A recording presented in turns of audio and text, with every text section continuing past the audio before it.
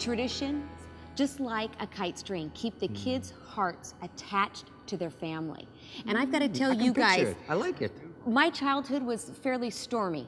But you know what?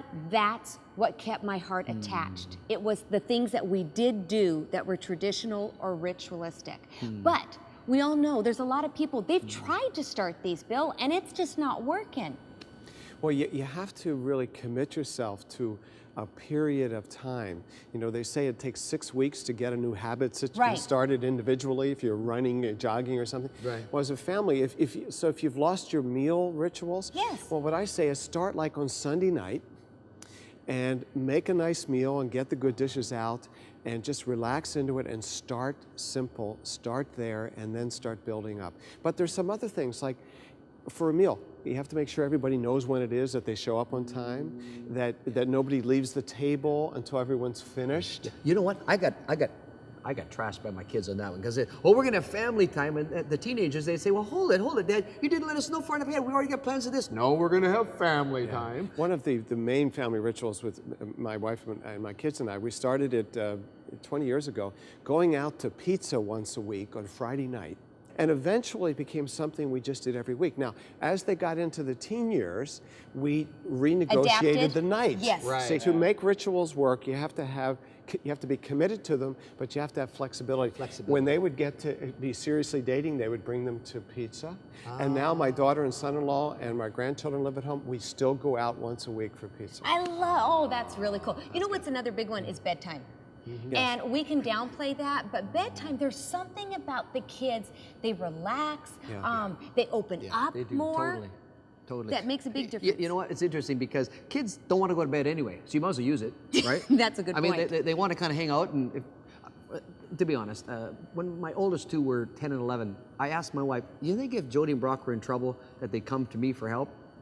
And what did she say? Straight up honest, she said, I don't think so. And I Really? said, isn't that sad? But I realized I wasn't connecting enough with those kids at that time. So I started a bedtime routine of actually, as a dad, being the one to put them to bed. Instead of being in a hurry, get back to my work, I actually slowed down, sat on the bed, and just asked questions. And they talked and talked. And over a year and a half, we reconnected, and it was a great thing. That's beautiful. I always was in charge of the bedtime routines. There's a lot of dads who like to take advantage of that time. And it is a one-to-one ritual that has intimacy to it, stories and books and cuddling. But it means that kids have to have a bedtime.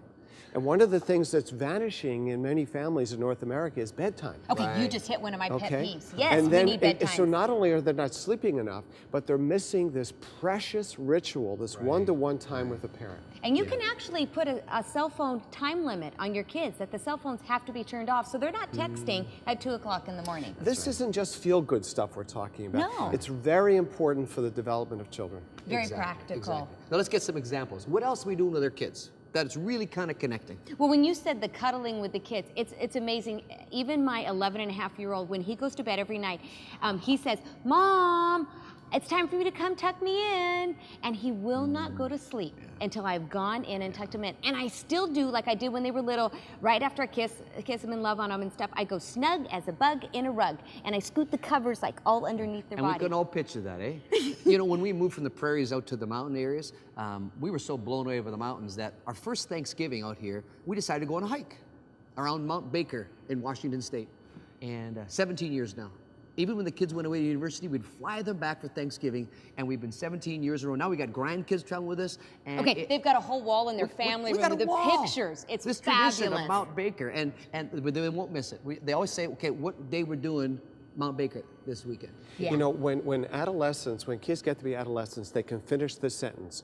I come from the kind of family who camps, who does these, who has these really nice meals.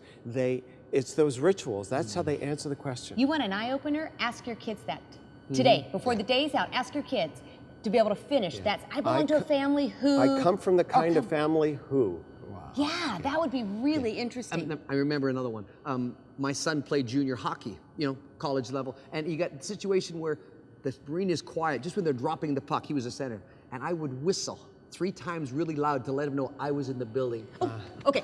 I'm sorry, but you just made me think of another one. And this was so fun. Mark's dad, Mark, my husband, was a basketball player, and at every single one of his games, he had a cowbell because they're from the farm.